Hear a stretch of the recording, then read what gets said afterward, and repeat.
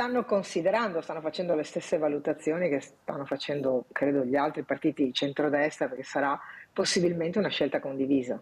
Bene. Anche quella di avere dei capolista, diciamo così, con figure di traino. La logica dei capolista potrebbe essere quindi contagiosa nel centrodestra, ancora alle prese con il nodo del candidato presidente Galeotti, i manifesti elettorali comparsi subito dopo Pontida del presidente uscente Zaia, dato per capolista del Carroccio in tutte le circoscrizioni. Se la Lega dovesse decidere di farlo con Luca Zaia, come abbiamo sentito ieri dalle parole di Tosi, ci sarebbe una scelta anche da parte di Forza Italia, e Fratelli d'Italia si sta interrogando se fare la medesima cosa. L'effetto domino è servito con Donazzan, più volte Miss Preferenza e ora europarlamentare, che potrebbe essere arruolata. Resto comunque a disposizione, fa sapere lei nel corso di Ring. Intanto il centro-sinistra va all'attacco, mettendo il dito nella piaga degli avversari che non hanno ancora trovato uno sfidante ufficiale per Giovanni Manildo. È un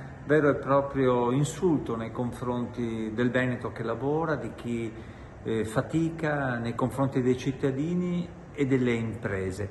Ogni giorno ci dicono che è questione di poco, per il momento hanno aspettato il voto delle Marche, credo che aspetteranno anche quello della Calabria e decideranno poi alla fine nel chiuso di qualche stanza romana. E nella campagna elettorale regionale entrano di prepotenza anche i temi della geopolitica, e questo nelle ore calde in cui la Global Sumud Flottiglia diretta a Gaza è entrata nella zona a rischio. Sono dei provocatori questi della nave flottiglia e vogliono la provocazione, sapendo che fino ad ora hanno avuto le spalle coperte, addirittura da 2 navi militari della nostra Marina Militare, nostra italiana, che li hanno scortati perché i bambini viziati gli viene permesso di fare i capricci.